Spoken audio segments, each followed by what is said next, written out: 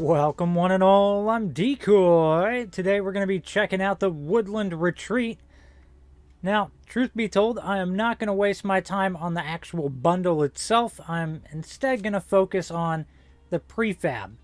Personally, I'm not that interested in all the stuff that comes with the bundle. That and honestly, I have way too much crap in my build menu as it is, without cluttering it further. Now, one interesting thing of note is the differences between the artistic version that's shown on the bundle and what you actually get. Because there's certain key differences, like there's a missing window on a little cut-off corner section. The artistic version has plants lining the outside of the building. The artistic one also has like a chimney. There's several key things that just, I guess, didn't make the cut from their stylized version or concept into the final product. I will say this much, holy crap, this thing is freaking huge. I'm absolutely surprised I was able to get it inside this shelter. I did, however, immediately notice one major issue, and that is I could not find the door that is supposed to come with this. Now, I scrolled through, looked through my new items, no door. I went through all my doors. I couldn't find it. So I'm going to guess that right now it's a bug that for whatever reason it's not actually available, and hopefully they address that down the road. Now, as for the prefab itself, of course right there should have been a little round window if they would have done it the same way as their artistic concept.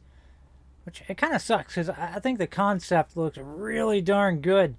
It's a pity that, we didn't actually get to see all of that in the final product. But overall, it does look pretty friggin' sweet. It just kind of looked a little bit better in the concept version. Now, inside, wow, this place is freaking awesome. I'm not normally a huge fan of prefabs, but if you were looking for a prefab house, you would be hard-pressed to find anything better than this one. I mean, it's got plenty of little side rooms that you could easily turn into a restroom or a walk-in closet or whatever you want.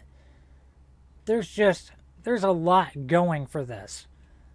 Not to mention, you get these nice little spiral stairways, which is freaking cool. And a ridiculous, absolutely ridiculous amount of rooms for a prefab. I could easily imagine your camp could be this prefab, fully decked out on the inside, and I could imagine running out of budget before completely decorating this thing 100%. Especially if you were a clutter builder, where you like to have a lot of clutter in your build. So, I guess that is slightly a good thing and a bad thing. No one wants to run out of budget partway through decorating. But there is so much going on here that, I mean, even the nice little balcony type section, I don't know. It's freaking cool. One thing that maybe a plus, but maybe not at the same time, is there's no built-in lights anywhere inside of it to where you hook power to it and you get a little bit of free lighting. Again, it's a little good and a little bad. This place is freaking huge, so you're gonna have to throw a fair amount of lights inside of it. But honestly, I think you can make do with it. And I really love some of these different rooms, even though some of them are just mirror images of a room beside it. In the attic, I don't know why. It's my favorite part. Maybe it's the circular windows, maybe it's the more open floor plan.